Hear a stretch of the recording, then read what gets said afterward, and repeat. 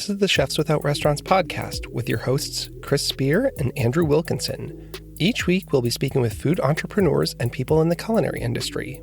The following episode is one of our COVID Zoom sessions. If you're interested in learning more about our organization dedicated to helping people build and grow their food businesses, look us up on the web at chefswithoutrestaurants.com and .org, and on Facebook and Instagram at Chefs Without Restaurants. Now, enjoy the show.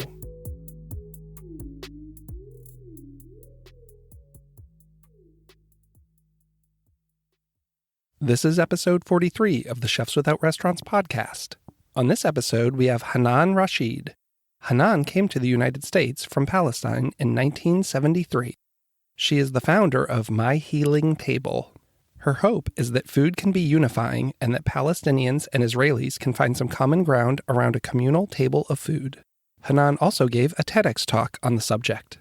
Thanks to this week's sponsors, Tyler Wright, Danny Spletter, Ron Krieger, Cafe Bueno, Little Fig Bake Shop, Maryland Bakes, and the Savory Spoon Catering Company.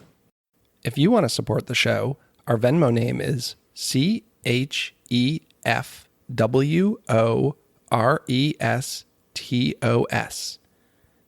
If you enjoy the show, have ever received a job through one of our referrals, have been a guest, been given complimentary Chefs Without Restaurants swag, or simply want to help, it would be much appreciated. Feel free to let us know if you have any questions. Thanks so much, and have a great weekend. Welcome, everyone. This is Chris with the Chefs Without Restaurants podcast, and today I have Hanan Rasheed. How are you? I'm good. How are you? I'm great. Thanks for coming on the show. I'm going to throw it over to you, and why don't you tell our listeners a little bit about yourself? Thank you for having me. I'm actually, I'm an immigrant to the U.S. I immigrated in 1973, and since then I had 5 kids, and they had kids, so now I have 9 grandkids, and they all live all over the United States, so they live in fun places where I get to travel and cook with the grandkids and spend time with them. I love cooking. I was self-taught at the beginning because I needed to cook to make myself comfortable in the U.S. When I came in 73, nothing smelled or tasted like how I left Palestine. So I started cooking from memory, whatever I remember tasting my mother's food and smell. Of course, that took a long time. A lot of stuff I burned, a lot of stuff I threw in the trash. A lot of stuff was salty. But, you learn. So I learned. And my thing is I love cooking and I love feeding people and I love introducing my Palestinian culture to others through food. So that's what I've been doing a lot of stuff, good stuff with people like you. Yeah, it's kind of disappointing. You were hoping to come down to Frederick here and we were going to do an event and a demo. And as we're talking with everyone, obviously with COVID-19, a lot has changed, but I'm so glad we could get you on and do this Zoom one. And then, we'll reschedule for a later date. It'll probably be a good reason to get people together and kind of break bread, once we can all hopefully communally sit down together and do that. Yes, I can't wait. Honestly, I was so looking forward to it. But, they say man plan and God plans, and his plan is the best. So we're going to have to take a breather and get to know our families and our homes and spend time with each other maybe before we go outside and spend time with others. Maybe we need to learn how to be kinder and more tolerant and patient. Maybe that's what COVID is for us to test our patience. And everybody's doing awesome. And we just pray that everybody keeps doing good. And we feel sad for what's happening, but hopefully this will pass like everything else. Yeah. And you did a TED Talk. Can you talk a little bit about that and the subject of that? Yes, I did a TED Talk past April, exactly, in Jacksonville at FSCJ. They found out about what I do, which is bringing people of conflict together at one table to break bread, because I believe that bread is a common denominator and it brings people together. So I started a healing table where I wanted to bring the Palestinians and Israelis together to one table so they can discuss the issues of Palestine and Israel. And so I did that. I went to Jacksonville. It was an amazing event. It was a live event, and a lot of things I had to relearn. And it's so funny that all of last year I was relearning things like the culinary school. I had to relearn everything all over again, even chopping onions. And so with the TEDx, I'm like, okay, I can take that on because I really want to spread the message of peace and the message of togetherness and the message that we are one people, we're all the same equally, have the same invitation on earth by God. And I just think that people sometimes allow evil and allow politics to take over, and we forget about the human side of us. And I wanted to bring that as much as I can to the table of sharing food together, familiar food to the two people. So it was amazing. I loved doing it. I loved talking about Palestine, and I loved collaborating with people in Jacksonville where we actually did an actual healing table where we cooked. I cooked with a person there that they assigned to me, and he turned out to be just very lovely. His name is Shai, and we both cooked the same. I always choose to cook that shakshuka dish because the Jewish community is familiar with it. The Palestinian community does it, but we call it like a kalait beid with mandura, which is fried eggs with tomatoes, fried tomatoes with eggs. And so they do their version differently because they bought it from North Africa, from like Tunisia and Morocco. And they do it like sweet, where we do it savory with a kick in Palestine, like spicy. And so it was amazing to see. We had about, I think, between 70 to 80 people come in, and it was not just Palestinians and Israelis, it was from all walks of life. But we mixed the tables. The hosts over there at FSCJ made the tables. Not everybody just come in and sit with their family and leave. We wanted to see people interaction. And there was people really interacting for the first time with the other side. It was peaceful. There's always, I think, food is peace. And it was really a good gathering that I wish to have more of in the US. So just to make people see, because in the US we have, everybody has their problems and everybody has their responsibilities, everybody has their job, and sometimes we don't take the time to get to know something, and we make up like wrong narratives and stereotypes about people. And for me, I felt like the Palestinians are usually unheard as much as we speak. Some people don't hear us or don't want to hear us or don't agree that they need to side with us. They feel that they need to side with an ally to the US rather than just think about these people, what's going on with people, the native Palestinians in Palestine. So the food is a great discussion because people will ask you, where is this food from? Where is your accent from? Where is these spices from? So I felt like the food is a segue to kind of go in and say, well, actually, it's Palestinian. This is hummus. This is baba ganoush. This is pita bread. This is Palestinian. And the people who eat the food already and love the food and they want to cook it and learn it, I wanted them to know that food that you love and that dish that you love, you need to know where it came from. And when you know where it came from, that will bring the people closer to each other. It might create, create some friendships. It creates some sympathy for the other. So that's my hope. That's my hope, is bringing people together and learn open dialogue over food in a peaceful, in a safe space, in an equal space. In the US, we're on an equal space here.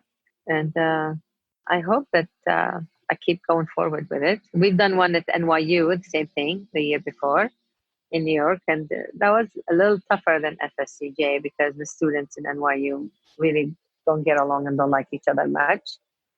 So Kitchen Connection is the one who hosted that event at NYU. We had the same. We had about 70, maybe 50 people, and from both sides and others. And at that time, one of the students who was doing his master's, he was actually from Israel. Very lovely. His name is Itamar. And we did the same thing. He did his sweet with cinnamon and bell peppers, and I did mine with a spicy kick.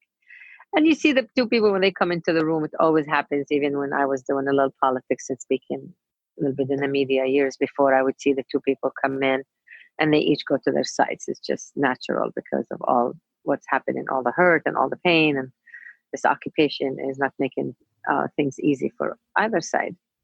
So, and then when they see the table and they see the zayt and the za'atar and the labni and the hummus and people, you see them dive in with their bread and looking at each other like, oh, it's familiar, Yeah, and I think those are all dishes that have even been really introduced into the American food cultures and palates these days, so that everyone's kind of familiar with those. So I'm sure it's an Yes. amazing event. I mean, I would love to come and eat at one of those.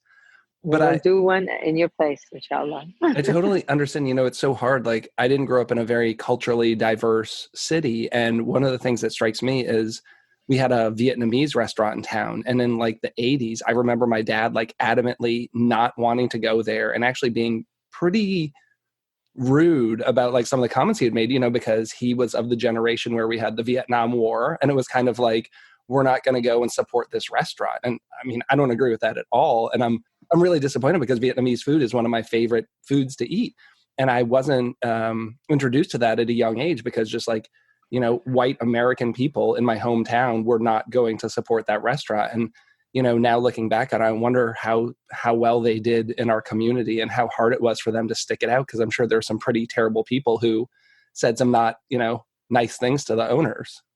Yes. And and you say back then in the 80s, which we would wish it's 2020, that was left behind, that we've learned a lesson in America from, like you said, from the Japanese. Look what we've done to the Japanese. Look what American Indian. There's so much, stuff that has done, and people don't take the time to understand that when you're doing this to ethnic people, you're cleansing them, you're cleansing everything, but you're adopting their food, but you're going to school and learning a second language, like what's been going on with this administration and immigration toward, let's say, Mexico. I mean, they're our neighbors and they have so much to offer, and they offered so much to this country, and they enrich this country. And I want people, my fellow Americans, to understand that without the immigrants and without the spices we brought and without these amazing dishes that you love to eat, and we're the people who are making it.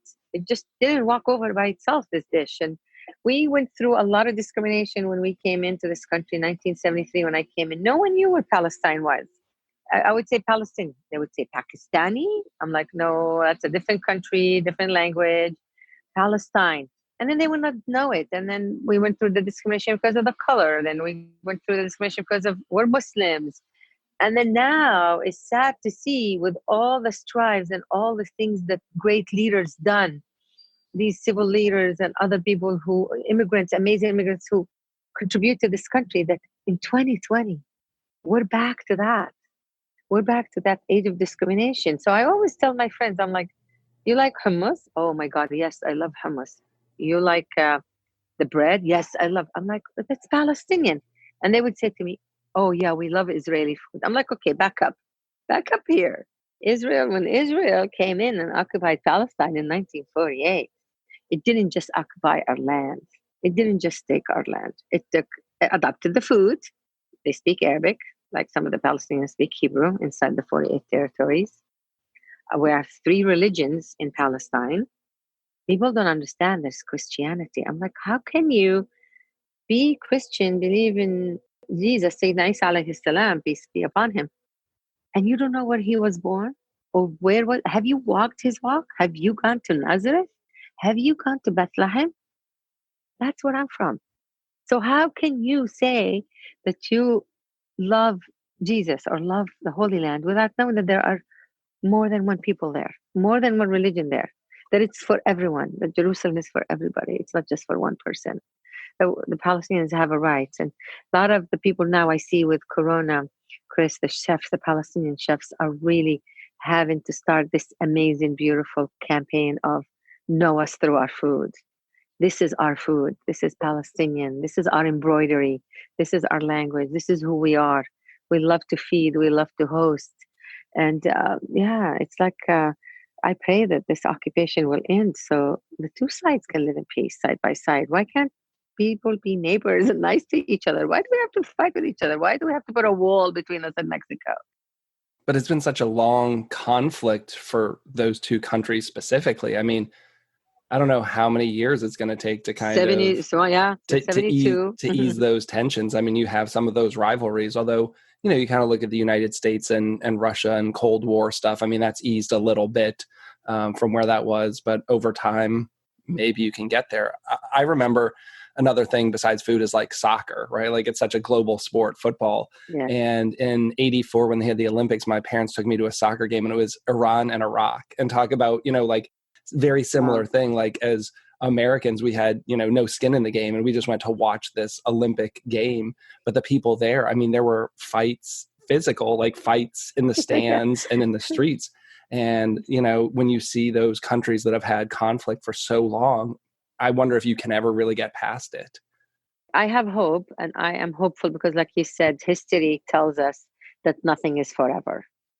But we want history to be kind to the Palestinians too, not just, we're hoping that we stay standing and we stay steadfast on our peaceful cause to regain back our country and regain back Jerusalem. And when Jerusalem last year was so devastating, here comes this president who thinks he's gained monopoly on Park Avenue, buying buildings and opening them for hotels. He goes and says, I want to give Jerusalem to the other side. I'm like, Jerusalem is not yours, buddy, to give. It is not the U.S. decision to give people's houses and countries and cities and say there's only one kind. That's what creates the friction. That's what creates the division. And my hope for America is to get back on the right path of being the peaceful, honest broker. That's what we want. And the Palestinians and Israelis, the people, I'm not talking about, the people are so similar. I swear, I'm an American citizen, so I could fly into Tel Aviv and I can rent a car from the airport and I can drive and go wherever I want because of my American citizenship. But like my family in Palestine, they cannot enter beyond the wall. They want to go to Jerusalem and pray, they have to get a visa. So I have an aunt that every time we went back, she'd say, you're going to the Dome of the Rock to pray. Oh my God, let me touch you when you come back. Let me smell you from, because they haven't been there. They're not allowed to get there. I'm like, who is man to be above God, to say that these holy places that were opened by God since the time of earth started, for someone to come and say, with military force, you cannot go pray, you cannot go worship to your place. That is unheard of. That's inhumane. So my thing on politics, and we'll go back to talk about food, is that someday the U.S. will recognize that enough is enough. Enough of us funding wars that are killing people. Enough. We need to be the honest broker. We need to be the people that look up to as role model of bringing people together. And I think the Palestinian and Israeli can be brought together if the Palestinians basic human rights are met. And of course, the Israeli security is guaranteed, that's where, the circle keeps going around. You give the Palestinians their rights, give them their freedom. The children need to live peacefully just like any other children in the world. And that's what would create, peace and peace of mind for the Israelis to be on their side. And there's enough to share. There's two people, one land. They need to share that land that was given to both by God. And that's what I say. So we do our small steps towards humanity and toward peace. And I chose to do mine through food. And inshallah, I pray that more people can sign on this food journey and food peace train and come taste the people and get to know the people through our food. So where does that leave you now? What are your plans? I mean, obviously a lot of things are on hold. Is there anything you're doing kind of online or behind the scenes right now while we can't be out communally dining? Yeah, well, I'm a personal chef, so I don't like working in restaurants and stuff like that. I like the one-on-one connection and the lecture of telling my clients, this is Makluba, upside down, this is Palestine. They know, all my clients in the West Village, and amazing clients that are only interested in me cooking Palestinian food. So that's on hold because, first of all, I'm in California. I came to California for a wedding and Corona happened and my daughter in Manhattan Beach got stuck with me. But if I was in the West Village in Manhattan, New York, my clients are not there anyways and you can't go to the house. So that's, like you said, that affected things. I send recipes to my clients when they say, oh, Hanan, what can we do? So I send them recipes.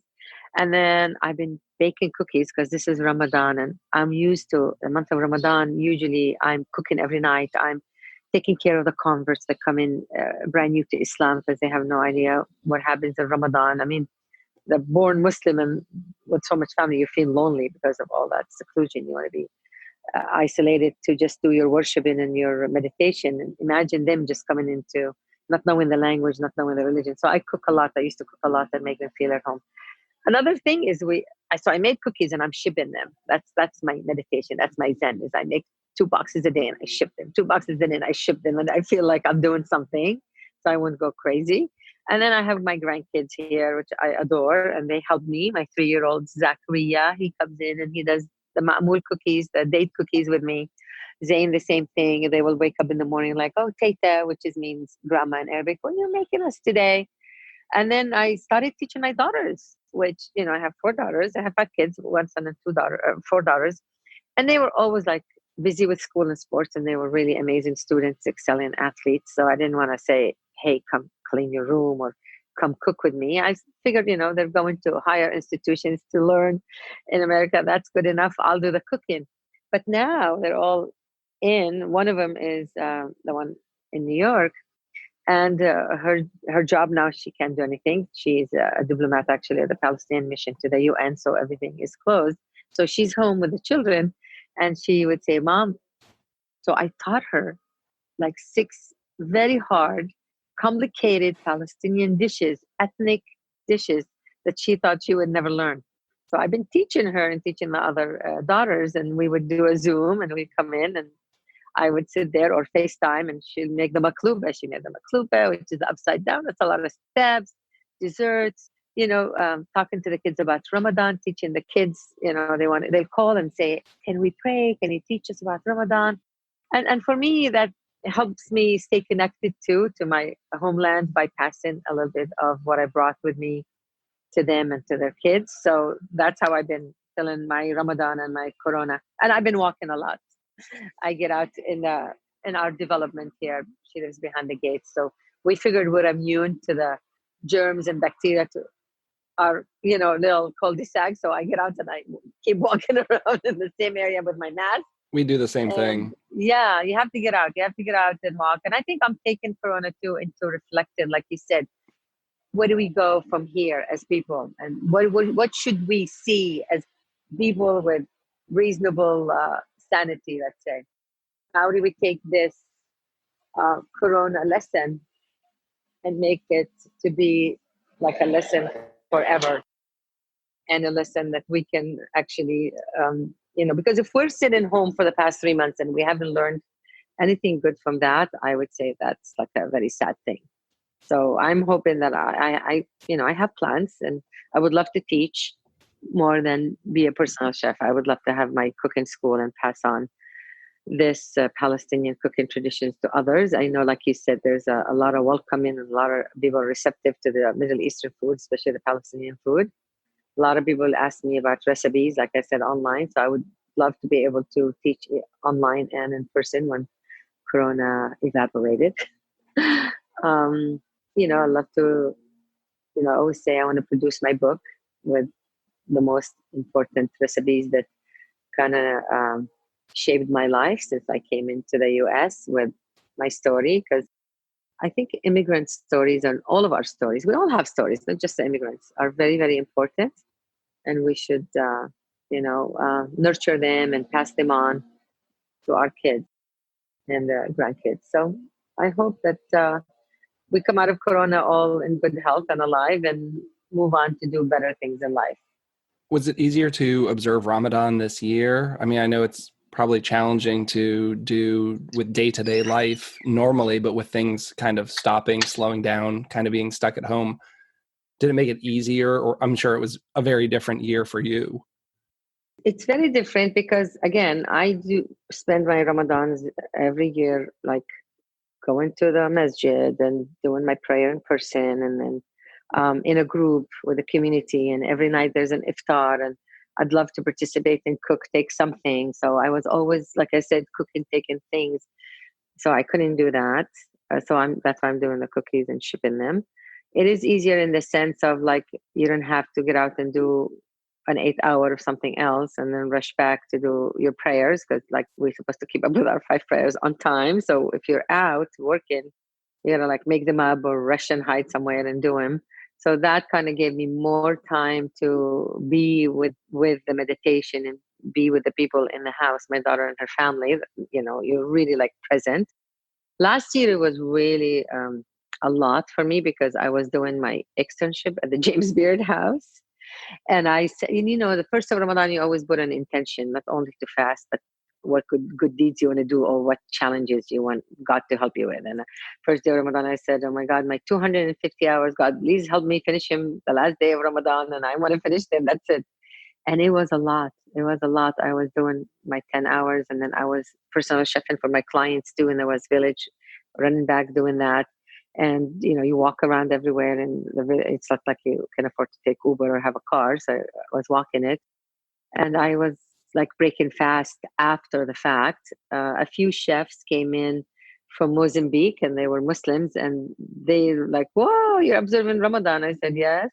And so they came in and made me break the fast. I think that's the only time I broke fast on time. They were very nice, like Adam and the people I was working with, they would say, it's 8 o'clock, it's time to break fast. So in that, I'm like, look at that. I'm teaching all these people that walked through James Beard that whole month, whether the 80 guests that came in nightly, the chefs, we at least had like between 2 to 12 chefs sometimes, the board. And so they learned. So I felt like there was a purpose of me being there. They learned about Ramadan, they learned about the food and collaborated with amazing chefs from all over the world. So that was a lot of work last year. This year, I would say it's easier because all I have to do is keep up with my prayers and keep up with my wok and my cookies. So when it comes to Palestinian food, are you strictly a traditionalist or do you ever try to do anything innovative, different, fusion, or are you only kind of cooking the really traditional foods? It's traditional in the sense of the recipe, like it is truly like Palestinian or from my town. But like I said, I have 5 American kids, so I have to infuse it. So it's kind of like American Palestinian. Like if you taste my food, it's very light because I don't use a lot of the fat and like the semna, which is like the butter, spices. Like if you eat like my dish, let's say my makluba and then my sister's makluba, then you'll look at me and say, yours is counterfeit because hers is really like authentic. My sisters are amazing cooks, all of them, because my mom, rest her soul, she was an amazing cook. She cooked from her heart. My aunts too. I have 2 aunts that are amazing cooks. So when I go to, I'm like, oh my God, your food tastes different than mine. You better not let my kids eat it. But my kids, being American, and then they want to eat lighter and healthier and not so much.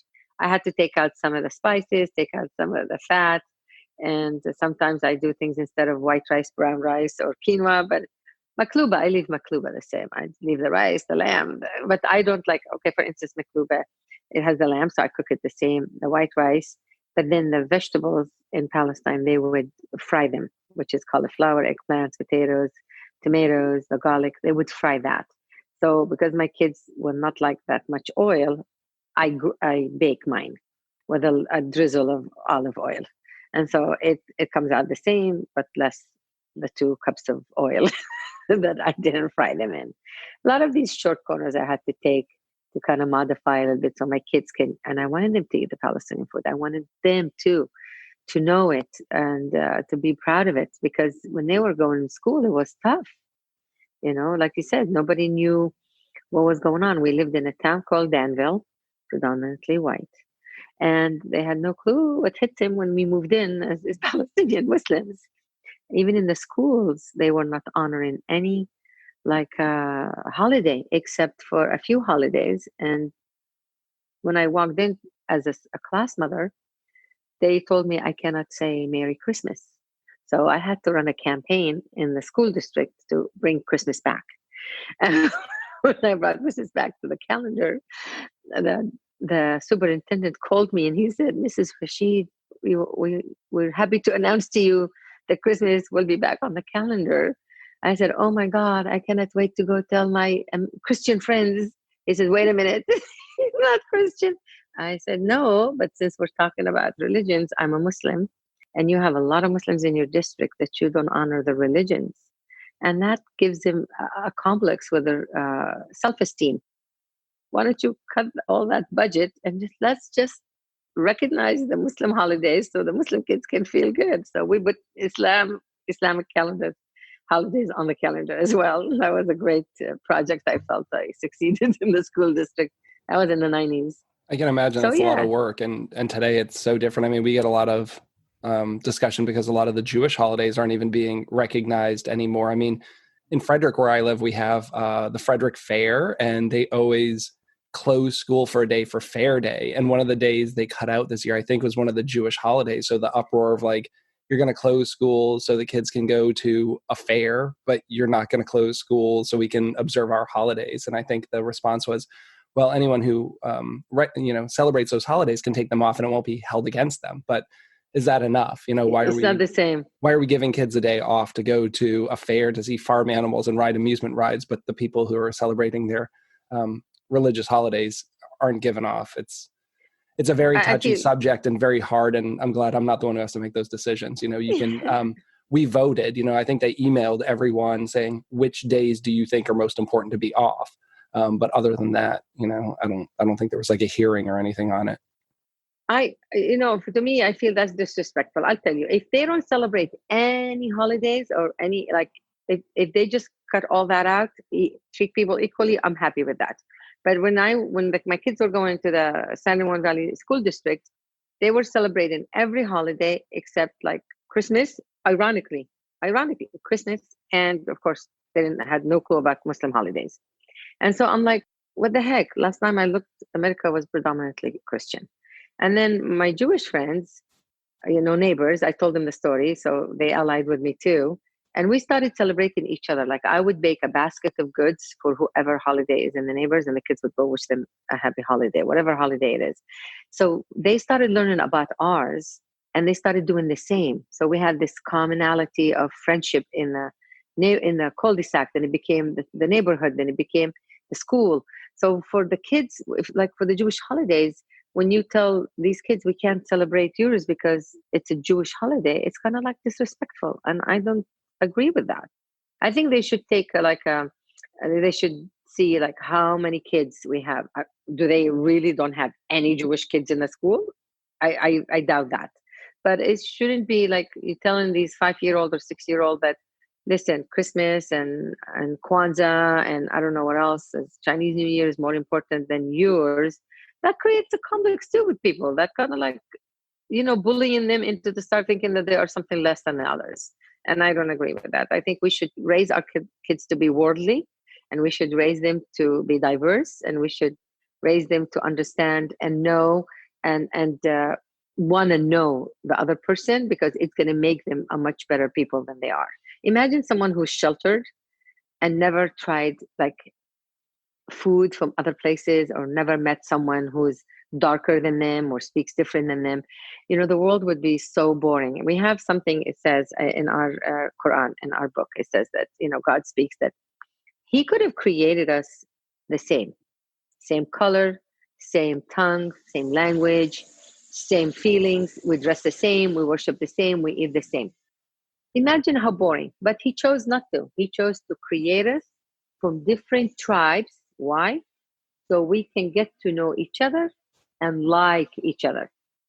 So people need to know that I have an invitation on this earth from the same God as much as you do.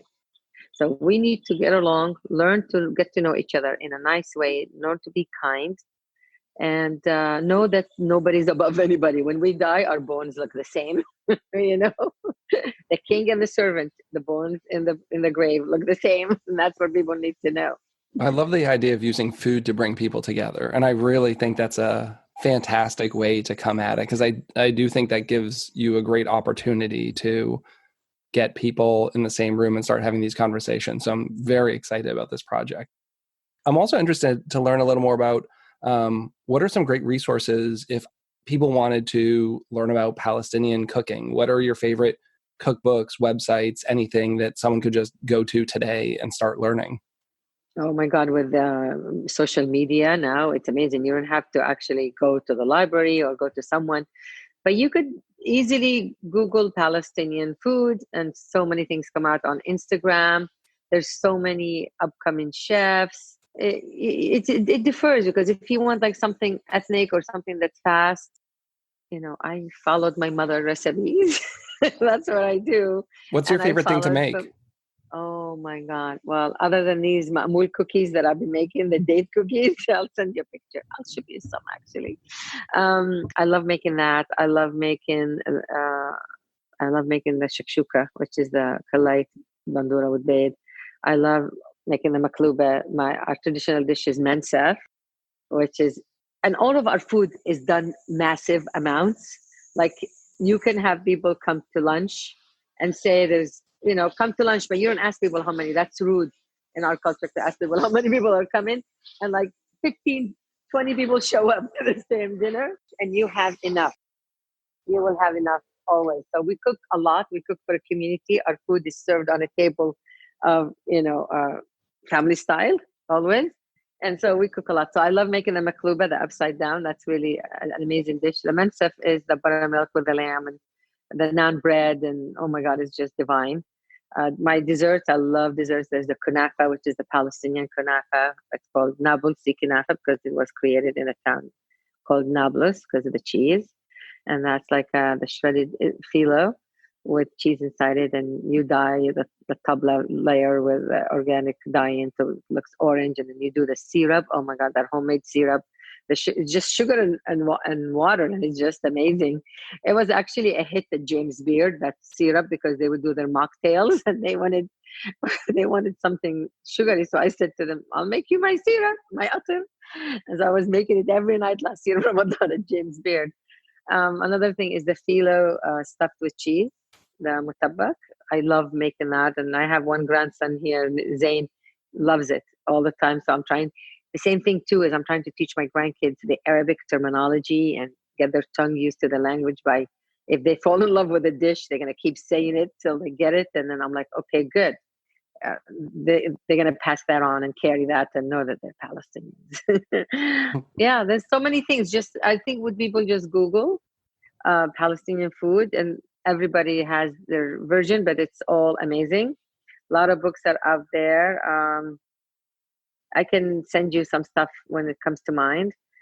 They're always welcome to text me, email me. I am willing to teach anyone who wants to learn by FaceTime, by Zoom, by sending a recipe. I'm more than happy to serve. It pleases me. We put together pretty comprehensive show notes. So when this goes out, I'll put links to all of your social media and pages and info, and people who are interested can get in contact with you. I would love it. It makes me happy when I'm cooking my food and sharing it with others, especially people who've never heard of something about Palestine. It gives me such pleasure to sit there and explain the dish, where it came from, and I go through the politics, the religion, it all comes in one dish. I wrap it around in one dish. But yes. You're making me really hungry. I wish I had some of this food right now. I'm going to ship you cookies. That's it. That sounds fantastic. You're going to get some cookies. Do you have anything you want to add before we leave here today? No, just hoping that we can do more of these, like you said, bringing people together to one table, to break bread, to just bring the stories of the people, the immigrants, how important we are and how much contribution we've done to this country. As much as we appreciate this country as immigrants, and we came to this country and we appreciated that it's opened its doors for us and welcomed us, we ask of this country to always be welcoming and be what it is. After all, the Statue of Liberty says to everybody to be welcome and to come to, live the American dream. And that's why we all came in, bring a piece of us from our countries to share and live our American dream for our children. And I hope that we can all one day have these common tables run, like I said in my TEDx talk, run through meadows and run through towns and hills and lands of different countries, bringing people together. No walls, no barriers, no animosity, none of that. Life is too short, as Corona is telling us right now, and there's no place for racism or hatred right now. We really need to apply kindness and sharing and togetherness, and that's my hope. I just love what you're doing, and I look forward to having you come here, hopefully meeting you in person and cooking with you firsthand. It'll be my honor. I cannot wait. Inshallah, we all pray that this is a temporary situation and this will pass, and we're all the whole world is gonna emerge of this stronger. Well, thanks again for coming on. I love this. And to our listeners, as always, you can find us at chefswithoutrestaurants.com and .org, and on all social media at Chefs Without Restaurants. Thanks, everyone, and have a great week. Bye-bye. Thank you. Thanks for listening to the Chefs Without Restaurants podcast. And if you're interested in being a guest on the show or sponsoring a show, please let us know. We can be reached at chefswithoutrestaurants@gmail.com. Thanks so much.